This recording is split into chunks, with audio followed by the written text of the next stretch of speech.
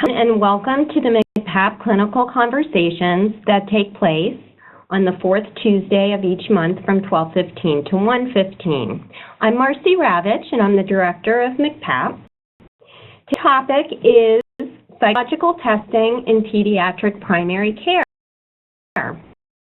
The topic that many people have asked for, and we look forward to a very informative presentation. Before we get started, I have a few housekeeping items. This session will be recorded and it will be available on the MCPAP website at www.mcpap.org, and a copy of the PowerPoint slides will also be available separately on the website. And these will be under Archive News and Webinars in the About MCPAP tab on the website.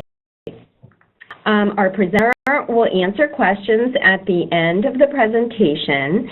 Please type your questions into the chat box, and we will take them in order at the end.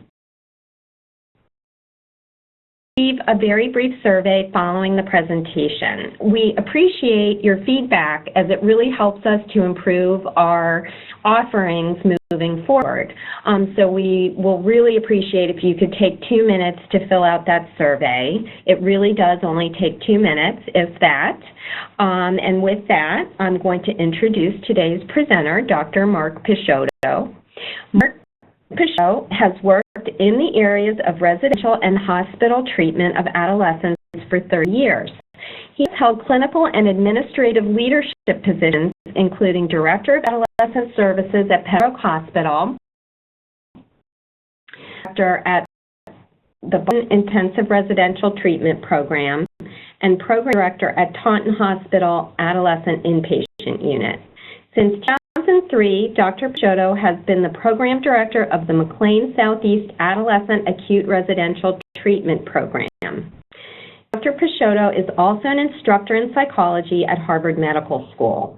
He received his bachelor's degree in applied biology at Massachusetts Institute of Technology and his MED in counseling psychology at Boston University, and his PhD in counseling psychology at Michigan State University. Again, just a reminder to type your questions into the chat box, and now we will hear from Dr. Picciotto. Marcy, and it's a pleasure to be able to offer this talk today. You go to the next slide. The talk today is to really give a real high-level overview and introduction to psychological testing in general, with hopefully a little bit of an emphasis on the kinds of uses you may see in psychological testing in the pediatric office. You can see that I'm going to speak just a little bit about psych testing as in general terms, sort of what it generally does and some of the cautions about sort of the type of variables that we get. Then I'm going to discuss kind of in an overview way 5 different sort of types of testing that you may see, not arbitrarily, in terms of most likely for you to see in the pediatric practice: intellectual testing, academic testing, neuropsych testing, 2 types of personality testing that you may come across. There are a couple of other types of tests that sometimes are considered psychological testing, and these are sort of career testing and interest inventories, and I've not included those. They're generally not a part of the kind of testing batteries that you would see. There will be time for comments and questions. Next slide, please. Psychological testing is a systematic process to try to understand some elements of human functioning, including the kinds that we've already talked about, adding sort of the idea of understanding diagnosis as part of the process of helping individuals. Specifically, they're performed by a psychologist trained in such, and generally upon referral questions. I want to add a couple things. One is the variables in psych testing are more or less, think of it as poorly defined. So, for example, we'll see that from the point of view of neuropsych testing, the variables are much more limited. They're functional variables, and they tend to be relatively well defined. When it comes to personality testing, the variables are relatively poorly defined. Things like ego functioning, for example, is a vague term that sort of takes in a lot of psychological processes all at once. So part of the idea of psych testing is that the tests that are involved have a certain amount of overlap and a certain amount each of imprecision. So it's by seeing sort of the total of a testing battery that one can begin to see patterns and begin to develop reasonable hypotheses about what's going on. A psych test is specifically not like a very precise scientific test, like, for example, a lab test in which you either get a positive or a negative result, and there are clear thresholds and cutoffs for such. There's very much of a range or spectrum. I would briefly say that psych testing is differentiated from psych assessment, where the testing is really about the interpretation of tests, where assessment is a more broad process that involves interviews with the subject and people around him or her, as well as the information gathering about a lot of other aspects of the person in order to come to a conclusion. Why don't we move to the next slide, please?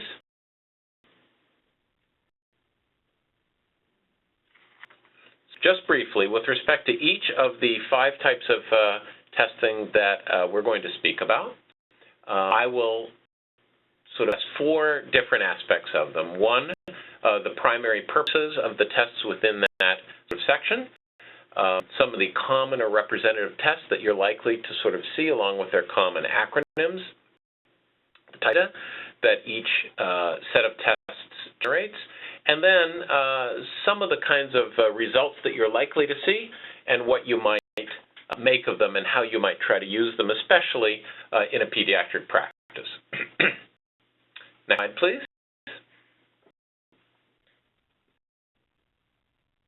Intellectual tests. So intellectual tests, typically, again, if you want to talk about a relatively defined variable, I think intelligence has been historically one of the first variables really tackled. People have been, since the days of Binet tests for 100 years now, to sort of pin down what intelligence is and what it means. So the purpose of these tests, even though they've come a long way in those days, is first to get a sense of overall intellectual capacity.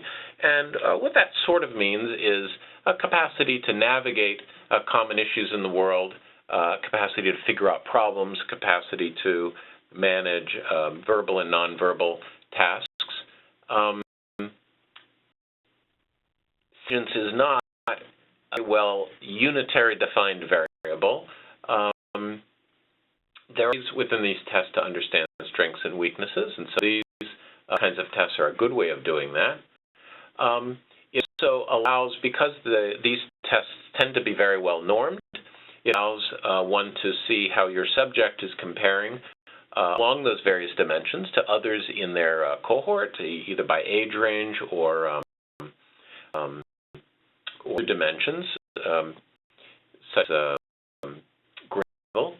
And because the tasks overlap a lot with neurological functions, the general intellectual test, as a good screening test, to at least understand sort of what kinds of questions one might ask about other underlying neurological issues. Please. To intellectual tests, there really is only one gold standard, and those are the Wechsler systems. Wechsler has been creating these scales for about 35 years, and they've really fine-tuned the process. They've developed norms, they've developed scales, they've developed subscales, and it really is the only show in town. If you want to test somebody's intellectual capacity, you go to the Wechsler scales, and you can see that they've got Wechsler scales for individuals from 2.5 to 90 years.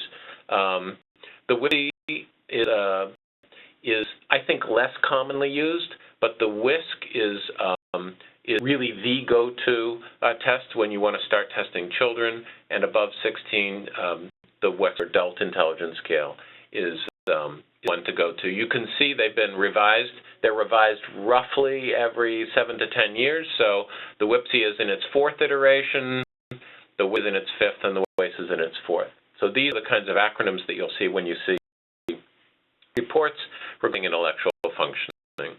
Next, please. Data that comes through in intellectual testing, you will get a full-scale IQ and then indices listed there below. IQ scores have a mean are set quite deliberately with a mean of 100 and a standard deviation of 15. So you visualize the normal curve. So if somebody gets an IQ of 115, they're roughly the 86th percentile. Other cohorts, somebody with an IQ of 130 is 2 standard deviations above the mean, so they're in about the 98th percentile among their peers, and the same goes the other way. Somebody at 85 is 1 standard deviation below the mean, and somebody at 70 is now in the 2nd percentile, and that is, I think, arbitrarily one of the important cutoffs to be judged as in need developmental disability services.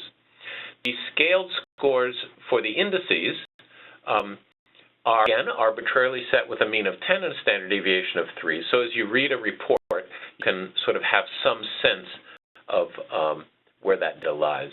The more recent Wechsler scales have even subscales. They take some of the subtests. Each of these subscales are derived by 2 or sometimes 3 subtests.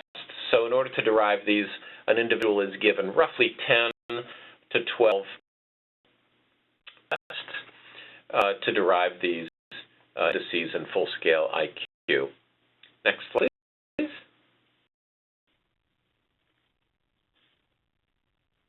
Well, that's all I'm going to say about it for now. The Wechsler scales can get very involved, and there's you'll see a lot to say about it. But from a sort of an introductory point of view, what do? Start by looking at the full-scale IQ. This is a good starting point of what kind of individual you're dealing with. If you see a full-scale IQ of 120, well, you've got somebody who's been able to generate good enough sort of functioning on enough of the subtests that they're doing pretty well. They've got cognitive capacity. So you conversely, who's scoring a 75, the person's going to be struggling in various areas. They simply will not be. It'll allow you to pinpoint your subject, not pinpoint, but at least get a sense of where they are among their peers. You can look at the indices, relative strengths and weaknesses. So, for example, if somebody's very strong on verbal comprehension, very weak on, say, spatial kinds of things, that individual is verbally inclined. Visual, spatial, and fluid reasoning together are sort of the nonverbal tests. And so you can sort of say there's a sort of more verbal versus nonverbal person, or you can look at the reverse is sometimes true as well. Word memory and processing speed, those are the most sensitive to attentional, the simplest executive function issues, especially attention and focus. And so often people with specific challenges on those 2 areas will be referred for further testing to understand those deficits. Sort of, I think, the key approach to understanding that thing. Next slide. Academic tests are essentially they're designed to figure out how people are doing in school. These are essentially achievement tests, whereas the intellectual tests are essentially tests of ability. There is, in fact, a lot of overlap between those 2 areas, and they sort of don't have quite as clear meaning as they might have passed. But academic tests, as understood, address currently attained learning in school.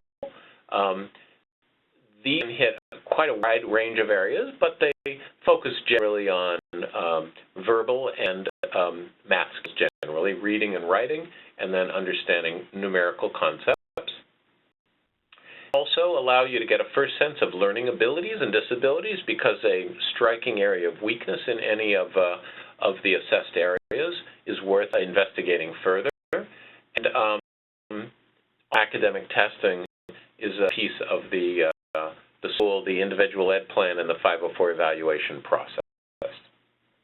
Next, please.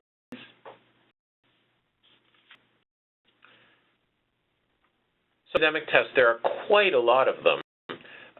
And then assess really all sorts of things. I've listed at the top some of the most common broad tests. So the four at the top, the Wyatt, the Wechsler Individual Achievement, and the Wide Range Achievement Test. These are Wechsler. No, the top one is Wechsler. The bottom is not. The second is not. But the four at the top are sort of four of the most common general academics. So if you wanted to get sort of an overall sense of how your subject is doing academically, you would give one or sometimes two of these. It'd be rare to see all four because there's great overlap between what each of these assesses for. If you get a testing from school, it is quite likely that you will see one or more of these. The three at the bottom are a very limited example, really. It's not even a representative sample of the wide number of issues. So, for example, test of written language is a common one, but it's obviously the capacity of an individual to write clearly and competently, whereas the gray oral reading test, again, a very common reading test, is testing for one's ability to read, to assess, take in information that way. The picture vocabulary test is a way in trying to understand a nonverbal way. If you see just pictures, can one understand certain language concepts? Having said that, though, these are almost arbitrarily driven. There are, I think, easily many hundreds of tests that one may see. Fortunately, each one is relatively descriptive in its attempting to assess.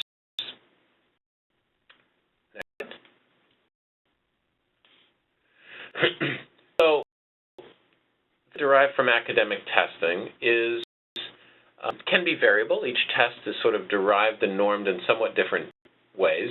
Usually when you do view an academic testing report, you also see many subtests, often broken down in the areas of receptive, so receptive and expressive reading and writing. So that would be the ability to take in language by listening. So some of these tests require the subject to sort of sit and listen, and how well can they then tell you what they've understood. Others require them to read. How well do you understand what you've understood? And then expressive, if you've taken in information, verbal information that way, how well can you express it, either by writing or by speaking? This is also true with math. Can you math problem and understand it? Can you listen to a math problem and understand it? How do you sort of reason your way through? There are many ways of breaking these down, and so you will see a lot of subtests addressing sort of different facets of this. The Wechsler scales, data in most academic tests are standardized with a mean of 100 and a standard deviation of 15. Additionally, you can frequently get scores reported age and grade equivalents. See somebody who tests, for example, in reading at grade level, 4.3. So that's fourth grade, 3 months in. But they're testing in math at grade 7.2. So that would, as if they were in 7th grade, 2 months per. And often there are age equivalents as well. But grade equivalents are more common with academic testing, since that is, in fact, the venue that individuals are being assessed with, that have progress within the academic realm. Next slide, please. So when you look at a report of academic testing, I think a good differences. Look for significant differences. You will know the age and the current grade level of your subject. So, are they in certain areas way above their grade level, or in certain areas way below? Are these problems sort of clumping together in ways that make sense? And does the test report say? Often people who assess this put it in the context of intelligence testing, or the so-called cognitive testing that we referenced in the first section, because to some extent it follows general intelligence and academic achievement tend to track very closely. And so somebody who, for example, has a full-scale IQ of 70 is likely to have trouble learning in various ways, and the converse is also true. So it tries to understand the results of these tests in the context of the larger part of what you know. And by the way, this is a theme that I'll be repeating throughout the talk. That fourth point is the same theme but really large, that to say, put the results into the context of everything else that you know, including, as in pediatric office, you may know something about the family and other problems that the child has had, medical or behavioral. Slide, please. Neuropsychological testing. What really a brief sidebar on the word neuropsych as it compares to psych. A lot of people will request or referrals for neuropsych testing, and what they really want is psychological testing. Neuropsychological testing is a very specific subset or a subset of the testing arena in which the tasks map precisely to neural structures or pathways. So neuropsych tests, then, when you ask for that, you're really asking for an assessment at a much more sort of detailed and precise level of what the individual is really capable of.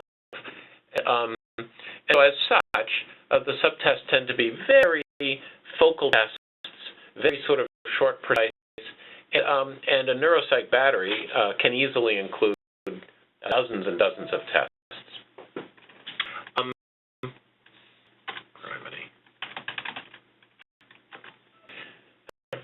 Targets of neuropsych testing are listed below, detailed. So if something like academic testing, for example, indicates a deficit in language, it may be not so clear whether it's sort of what the facets of the deficit is, whether it's receptive learning, or is it a memory issue, or why is that individual just not learn so well. So often neuropsych testing would be a logical next step to really piece out or untangle how much of it is attention versus capacity to learn versus ability to remember or other kinds of ability to organize one's world and make sense, sort of the wide range of capacities that fall under the term executive functioning. Next, please. The tests that one gets neuropsychologically, and there are some specific ones. Again, Wechsler shows up again. The Wechsler memory scale is one of the most common tests of memory, as well as the RAML, the wide range assessment of memory and learning. These are very common tests. Motor integration. Connors, I think I could have included under personality testing as well, because it really covers a lot of groups, but it's one of the more common try to assess for attention and concentration issues, although it covers other issues as well. There are a few larger batteries. So the MCPAP is one of the most common used here in the Northeast. It's a broad range battery that has, I think, about 25 subtests. And it's often, a neuropsych tester will often select certain of the subtests from the MCPAP or the DCAFs to begin to piece out. A common process in neuropsychological testing is to sort of start with a referral question, and then based on the responses to initial tests, follow up with other tests that more and more precisely try to parse out what the problem is. Is this a memory problem or a learning problem? And if they test within normal range in one area, then you might move on to another. If there's a deficit, then you might give additional tests to more precisely figure out. So there's both batteries and then many, many specific tests. Again, in the neuropsych realm, hundreds of subtests that could be pulled out to use. So likely no single battery would be the same between two people. Next, please.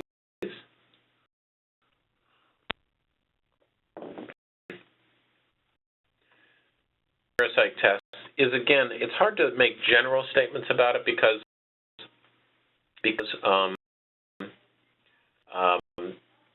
sort of so individualized, as I said before, with such specific tests in each battery and the individual challenges that each person has being addressed specifically. So it's a little hard to say. The data is listed in a long, neuropsych batteries will often be 20 to 30 pages long, and it will be a section of history and then a long section of results in which each subtest given will be explained. They'll say what it's supposed to assess for, what are the sort of norms, and then they say something about how the person did. It becomes pretty tedious reading, and it's a little hard to track because tests can have wide variability in the way they're scored and standardized. Often good testers will use tests that have been, have good norms and have been sized, but other times you need to take a test that sort of at least tries to answer the question in front of you, so that's not always as possible.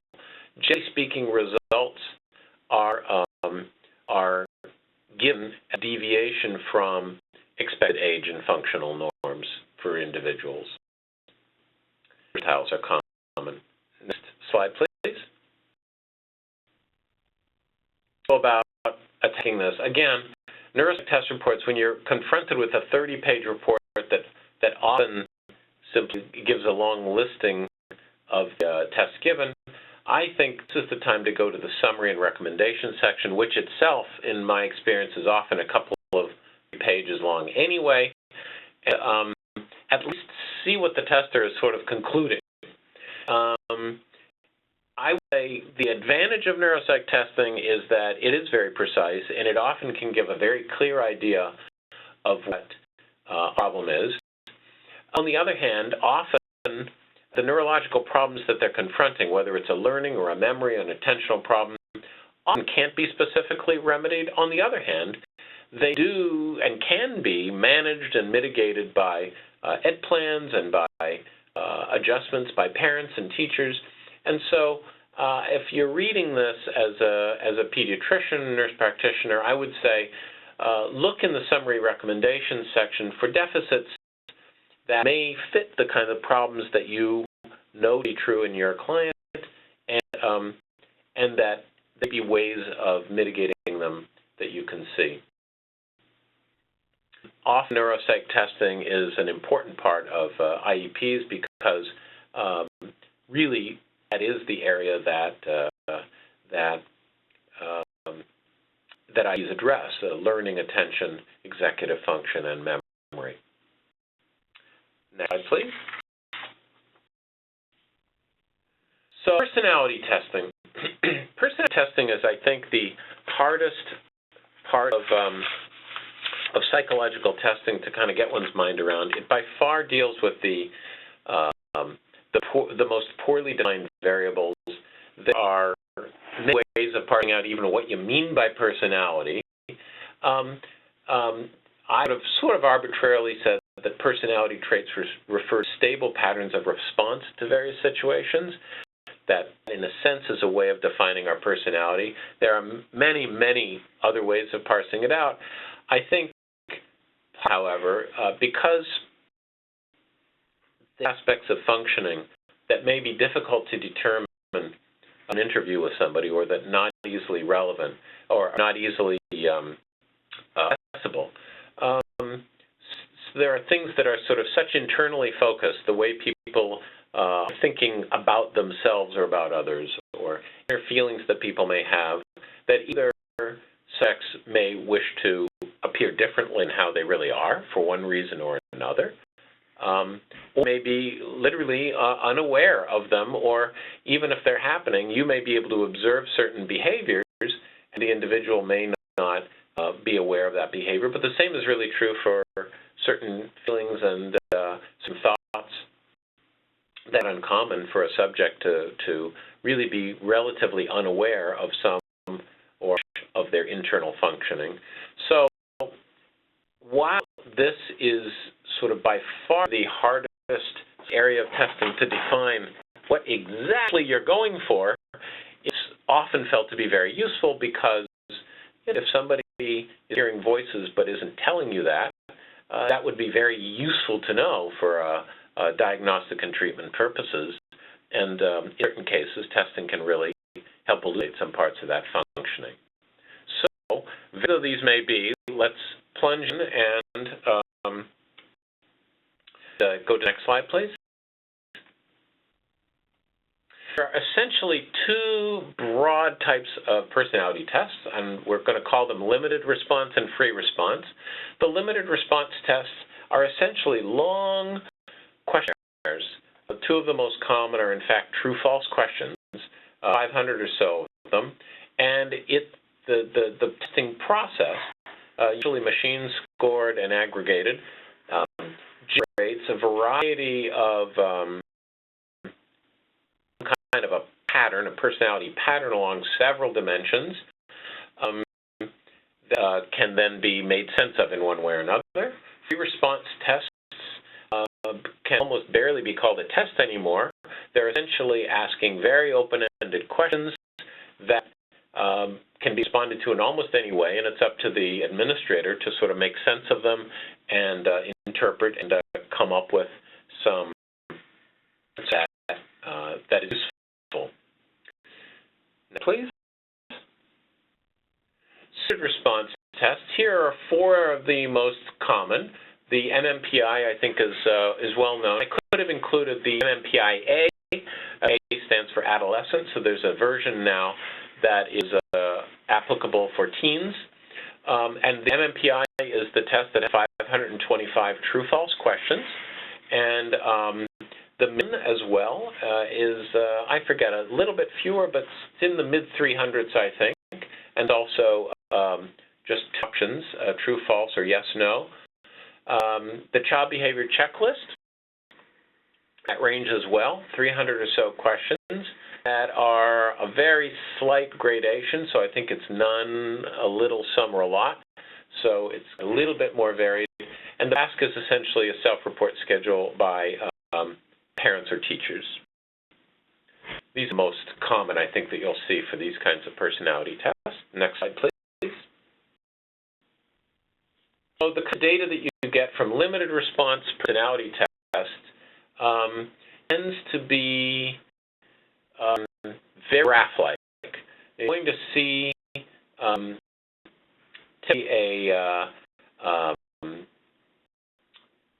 smooth kind of graph in front of you that's got peaks and some valleys, and each of the sort of data points will be usually at least beginning on a clinical scale, of which I've listed just a very few, but there are, again, many, many ways to remind everybody on ways to split up the concept of personality and personality dysfunction. And so these are just really a small example, but typically you'll see a graph-like result with about a dozen peaks, valleys, and then you can look, or whoever can look at the highest peaks and see if, for example, you peak high on, say, depression or thought problems, that those are areas of problematic areas. Of course, here there's a lot of overlap, and people are often high on a number of these dimensions. There are also validity scales, so the MPI, the Millen, and the Achenbach all include so-called validity scales. The idea being that this is a way of catching somebody who's deliberately answering true to things that they think are going to make them, perhaps somebody has incentive to sort of look ill or to look good, and theoretically the validity scales are ways of identifying individuals who are trying to fake one way or the other or answering in inconsistent ways. Please. So here's, I think, a caveat or a couple of caveats about both the MMPI and the McLean, which that they were designed not, I think, to assess personality in a general way, but really to specifically look for psychopathology. So all you really see is, are you in trouble or are you not? And it doesn't really speak to strength so much as the best you can get on the MMPI, for example, is an absence of dysfunction. The results are given as T-scores, which is a certain kind of standardization in which 50 is considered better or neutral. Standard deviation is 10. So generally speaking, the test looks for T-scores above 70. That's 2 standard deviations above neutral, and so those are considered clinically problematic. These reports are typically long involved, and the MMPI, as it's gone through many iterations over the past 25 years and much sophistication, it lends itself to a lot of analysis. There are the 12 scales, and then there are at least 4 levels of other derived scales. So I would say, look through the results that you're given when you get an MMPI report, and really go to the summary. You can look for where the peaks are, and ideally they should be pretty consistent. The validity scales, I think, are of some use, but I think it is possible still to answer inconsistently somewhat on these tests. Next, please. So the free response personality test, there's only really a few of them, and these are the classic Rorschach or ink blot test. The thematic apperception test is sort of a storytelling test. Figure drawings, house tree person is another kind of figure drawing test. There are variations on all of these. In fact, there are many, many variations, but the sort of style of these tests, these are the sort of the oldest, the most traditional, and really the most commonly used. Next slide, please. So the data that you derive from these is, again, it's hard to interpret. These are just, people are literally, subjects are giving stories or what the ink blot looks to you kinds of things. It requires really scoring by a trained interpreter to make sense of these. So you will rarely see, I think, raw data from these tests. Very useful in any event. And so really, personally, the free response personality tests have wide variation in format and how the psychologists to sort of word the results. There has been a lot of question about whether the Rorschach in particular is a test at all, whether it's valid or reliable. And validity means does it test for a concept or a construct that it really says to. In other words, does it really test for certain parts of personality? And reliability asks the question of whether a test will give the same result if you retest somebody or if another tester tests them. And I think there has been vast amounts of research on this, and the short answer is yes. A well-trained person for a well-trained tester, the Rorschach and other response personality tests are valid. Next slide, please.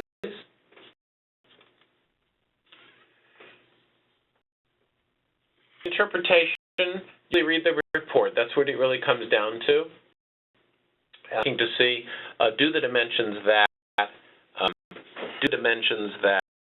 out on this, do they make sense for the client that you know in front of you? And do they elucidate a problem? Does somebody who to be sort of very withdrawn and timid, if they're showing psychotic symptoms, that helps explain it in some way.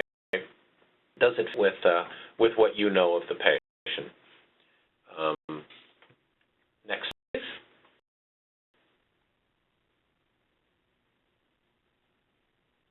So to recap on testing overall, reminder that the variables that we've discussed, especially personality, but really concepts like intelligence and fluid reasoning and those kinds of things, even working memory, are more or less vague. That these are not sort of well-defined variables as we would like. I think in the neuropsych realm, they're doing best at focusing on true working variables, the areas more or less.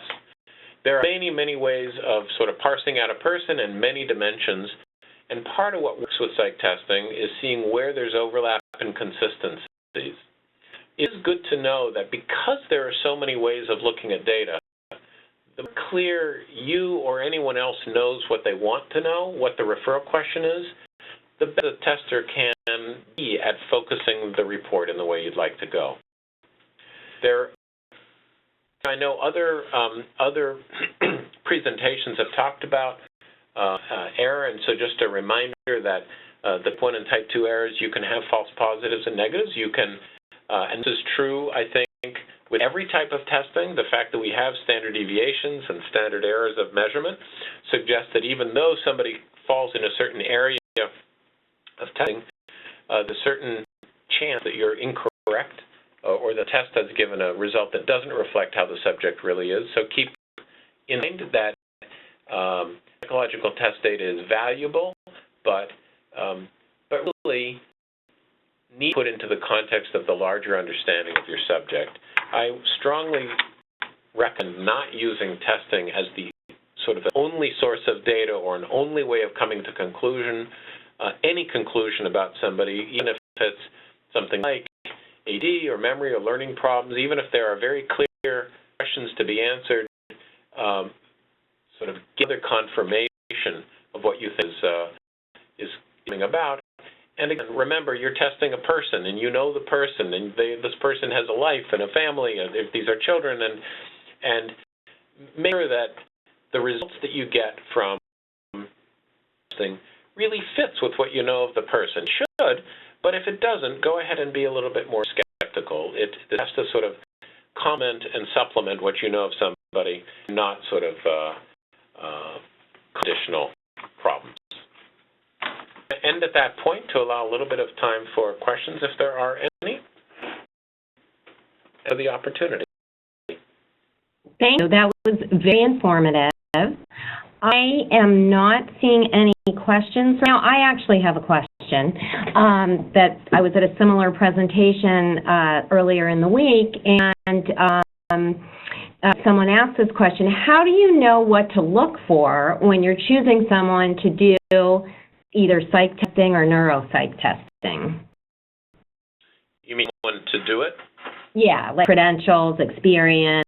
Like, how do you know if you're getting someone who's good? That's a good question.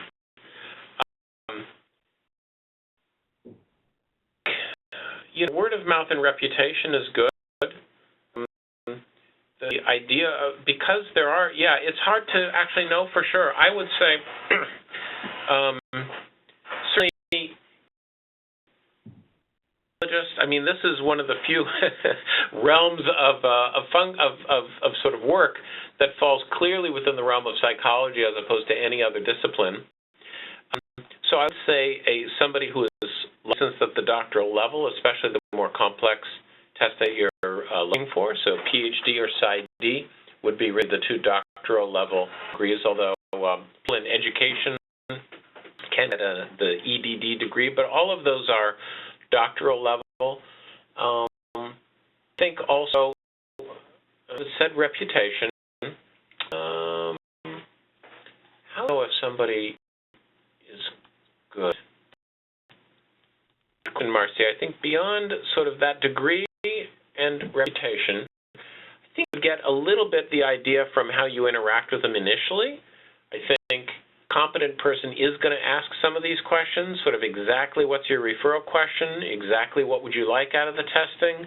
They're going to a little more circumspect about what they can and cannot through testing. I think somebody who's more over-promises or is a little cavalier, I would be concerned about. I would also be concerned about somebody who claims they can do a lot of tests in a short amount of time. or give you turnaround in a day or two, suggests that things are moving too quickly or that they're not really paying sufficient attention to the process. Lastly, if some people will use testing text or something like that, that is to say, a lower-level trained person to administer the testing and then they themselves will interpret it. I'm not a big fan of that process. I think really in the end, if you're going to do testing, you should do it yourself and interpret it yourself. So if you find out that any of those things are happening, I would move towards somebody who's has the reputation, has experience, and function that way. Great, thank you. We do have a question from Katie Collins. Katie, I'm going to unmute you so you can ask your question. Go ahead. If you could speak more about the differences between the neuropsych testing and the psych testing. You mean that? So testing is a large umbrella term which covers, sort of in a sense, the entire talk. So by people say psychological testing, they could mean any number of things, including any of the areas that I've touched on in the talk. And they will mean sort of the last section. They really want to know more about personality functioning, although not always. It's a sort of a semantic term, but an important one. Some people will simply substitute the word neuropsych testing for psych testing because, people will think they are in fact testing sort of neurological functioning. When people use the term, my first sort of question as a psychologist is to try to get very clear what exactly are they looking to find out in this testing, what is their concern, and then maybe some education about sort of the differences. To clear, though, neuropsych testing really is testing that gets at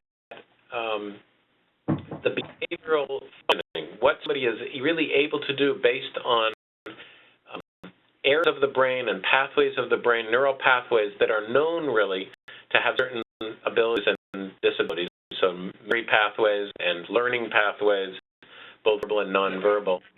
And so neuropsych testing really is a much narrower piece of that.